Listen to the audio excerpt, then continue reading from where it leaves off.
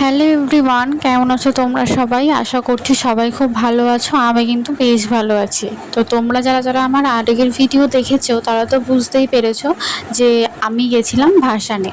তবে তার আগে একটা কথা বলে রাখি, যারা আমার ভিডিওটা নতুন দেখছো, বেসিক্যালি আমি চলে গেছিলাম গোবরডাঙ্গাতে। গোবরডাঙ্গাতে হচ্ছে আমার দাদার শ্বশুর বাড়ি।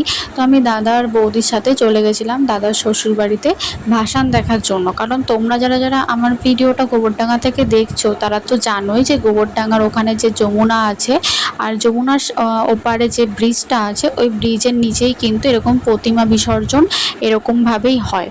তো সেই জন্য আমি যেহেতু কোনোদিনও গোবরডাঙ্গাতে ঠাকুর দেখতে যাইনি, আর গোবরডাঙ্গাতে কীরকমভাবে ভাসান হয় বা সে সমস্ত কী করে হয় সেগুলো আমি কিছুই জানি না। তো এই বছর বলতে পারো যে আমার লাইফে ফার্স্ট এক্সপেরিমেন্টস এরকম ঠাকুর নিরঞ্জন দেখা বা কিছু। এর আগেও দেখেছি আমাদের পাড়াতে, কিন্তু সেটা এমনি পুকুরের মধ্যে ফেলে দেওয়া হয়। কিন্তু এভাবে যে প্রত্যেকটা ঠাকুর লাইন দিয়ে যে নিরঞ্জন করার যে ব্যাপারটা, সেটা কিন্তু আমার। তো যাই হোক, তারপরে তোমরা ভিডিওটা দেখতেই পাচ্ছ যে আমি কিন্তু রাস্তার মধ্যে থেকে হেঁটে যাচ্ছিলাম। অ্যাকচুয়ালি গোবরডাঙ্গাতে আমি যা দেখলাম, মানে প্রত্যেকটা দুর্গা মণ্ডপের প্রতিমাগুলোকে এরকমভাবে নিয়ে আসা হয়, সাথে বক্স থাকে এবং তার সাথে লোকজনরা থাকে, তারা কিন্তু এভাবেই রাস্তার মধ্যে থেকে নাচতে নাচতে যায়। দেন গোবরডাঙ্গার যে ব্রিজটা আছে যমুনার নিচে, ওই ব্রিজের ওখানেই কিন্তু প্রতিমা নিরঞ্জন করা হয় একটার পর একটা। তো যাই হোক, এইগুলো তো আমার কাছে মানে নিত্য নতুনই ছিল, তো এই জন্য আমার বেশ ভালো লাগছিলো। আর সেখানে বড় থেকে ছোট সবাই কিন্তু এই আনন্দটা করতে সামিল হয়, সেটা দেখতে আরও বেশি ভালো লাগছিল। তো ইতিমধ্যে দেখতেই পাচ্ছ আমরা কিন্তু অলরেডি নককুল পার করে গেছিলাম। বেসিক্যালি আমার বৌদি বাড়িটা কিন্তু গোবরডাঙ্গা নককুলেই, কচুলিয়া গ্রাম পঞ্চায়েত।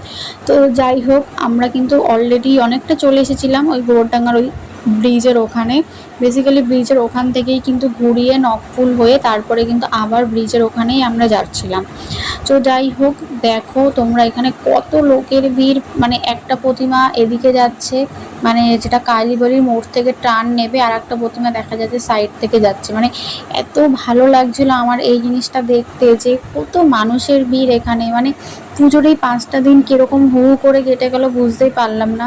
আর এই তার মধ্যেই ভাসানে এত মজা হয়, সেটা হয়তো আমি বৌদি বাড়িতে না গেলে জানতেই পারতাম না। তো তাদের মধ্যে আমি আর বৌদি দেখো এখানে নাচাকোদা করে নিচ্ছিলাম। অ্যাকচুয়ালি অরিজিনাল সংগুলো আমি দেখতে পারলাম না, তার কারণ হলো সংগুলো যদি দিই তাহলে কিন্তু অলরেডি আমাকে কপিরাইট দিয়ে দেওয়া হবে। সেই জন্য ভিডিওগুলো একটু অল্প অল্প করে তোমাদেরকে শেয়ার করলাম। তো যাই হোক, এখানে দেখো প্রতিমা নিরঞ্জন কিন্তু ঠিক এভাবেই হয়, মানে এরকম ট্রলি টাইপের একটা করা আছে যমুনার এখানে। দেন ঠাকুরটাকে এরকম জলে ফেলে দেওয়া হয়, তারপর কিন্তু তার কিছুক্ষণ পরে ঠাকুরটাকে আবার তুলে নেওয়া হয়। তো তোমরা এখানে দেখতে পাচ্ছ কত মানুষের ভিড়, মানে পুরো ব্রিজ প্লাস এই জায়গাটা মানে পুরোটা ভরে গেছে। মানে কত মানুষ এখানে আসছে, আমি তোমাদেরকে জুম করে দেখানোর চেষ্টা করছি যে আমার মতন কত মানুষ এখানে দেখতে এসেছে। তখন কিন্তু রাত প্রায় 12:30 ক্রস করে গেছিলো। তারপরে তোমরা দেখো এখানে কিন্তু আমাদের বলাটা ভুল, মানে বৌদিদের পাড়ার যে আর কি ঠাকুরটা, সেটাই কিন্তু এখানে নিয়ে আসা হয়েছিল, মানে তারই এখন নিরঞ্জনটা হবে। তার জন্য দেখো অলরেডি কিন্তু যে ম্যাটেটো গাড়িতে করে নিয়ে এসেছিলো, ম্যাটেটো থেকে ওই প্রতিমাটাকে এখন নিচে নামানো হচ্ছে, মানে ট্রলির উপরে নামানো হয়। দেন ওখানে 7 পাক না 5 পাক এরকম ঘোরানো হয়, আমার খুব একটা খেয়াল নেই। তো ওরকম ঘোরানোর পরেই কিন্তু ট্রলিটাকে একদম নিয়ে যাওয়া হয় সামনের দিকে, আর প্রথমে কিন্তু শুধু দুর্গা ঠাকুরটাকেই ফেলানো হয়। তো সামনে নিয়ে যাওয়ার পরে দেন তারপরে আস্তে আস্তে প্রতিমাটাকে নিরঞ্জন করা হয়।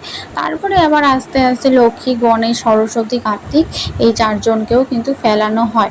তো তোমরা দেখতে পাচ্ছ তখন রাত প্রায় 1টা বেজে গেছিলো। কেউ দেখে বলবে যে রাত 1টা বাজে? মানে বড় থেকে ছোট সবাই কিন্তু এই প্রতিমা নিরঞ্জন দেখতে এসেছিল। আর সাথে দেখো তোমরা চারিপাশে কিন্তু এভাবেই সিকিউরিটি ছিল, মানে পুলিশ কনস্টেবল থেকে শুরু করে ওখানকার থানার ওসি থেকে শুরু করে অনেকেই কিন্তু ছিল।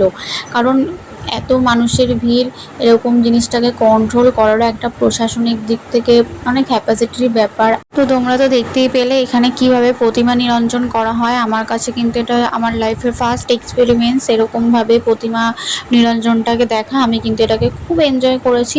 তো চলো আজকের ভিডিওটা এই পর্যন্ত, দেখা হচ্ছে নেক্সট কোনো ভিডিওতে। ততক্ষণ তোমরা খুব ভালো থেকো, সুস্থ থেকো। তো টাটা।